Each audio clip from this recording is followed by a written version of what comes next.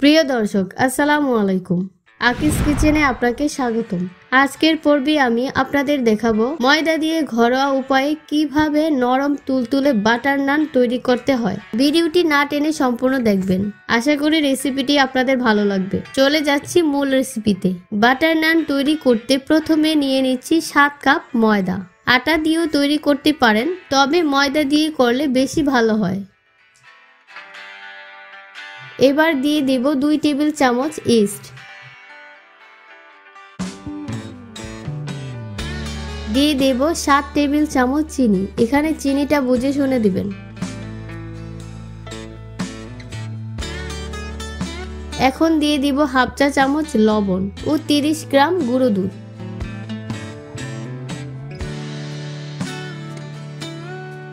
এবার সকল শুকনো উপকরণগুলো একসাথে ভালোভাবে মিশিয়ে নেব।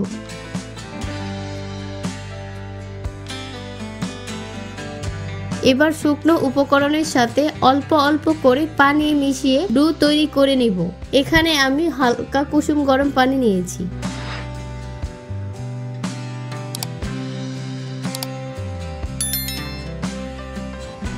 এই পর্যায়ে 2 টেবিল চামচ রান্নার রেগুলার তেল দিয়ে ভালোভাবে ময়ান করে ডোটা রেডি করব।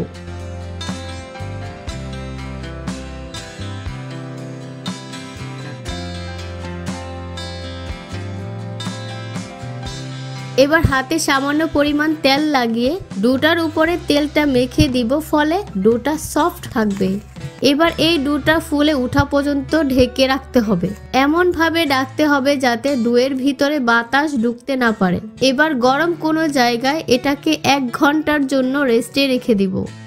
ফিরে এলাম 1 ঘন্টা পর। দেখুন, এটি ফুলে ডাবল হয়ে গিয়েছে।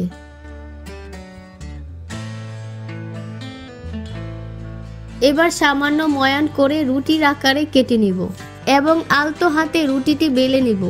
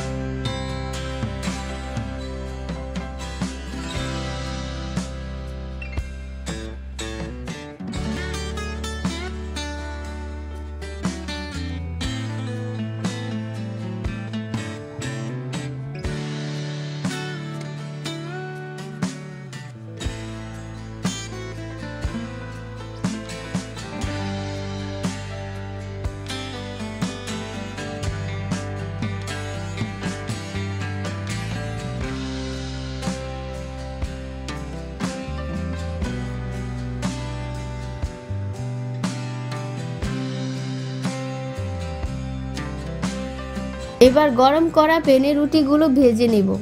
মনে রাখবেন, এই সময় চুলার আঁচ লোতে রেখে রুটিগুলো ভাজতে হবে, না হলে উপরে পুড়ে যাবে এবং ভিতরে কাঁচা থেকে যাবে। তাই চুলার আঁচ লোতে রেখে সময় নিয়ে রুটিগুলো ভাজতে হবে।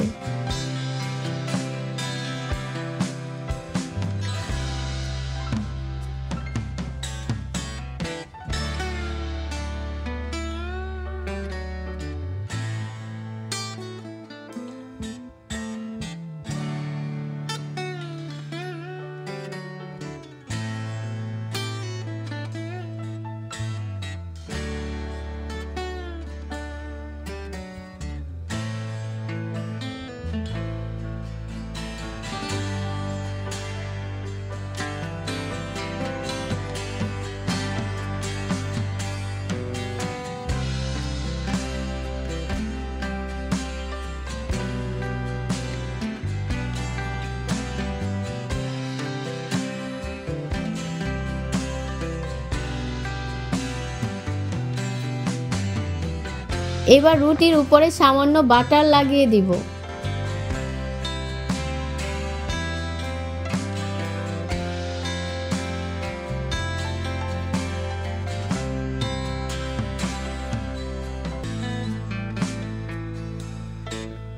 তৈরি হয়ে গেল বাটার নান রুটি।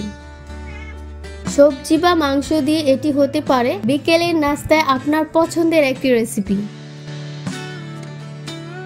রেসিপিটি কেমন লাগলো আশা করি কমেন্ট বক্সে কমেন্ট করে জানাবেন। আর রেসিপিটি ভালো লাগলে চ্যানেলটিকে সাবস্ক্রাইব করে পাশে থাকবেন। আল্লাহ হাফেজ।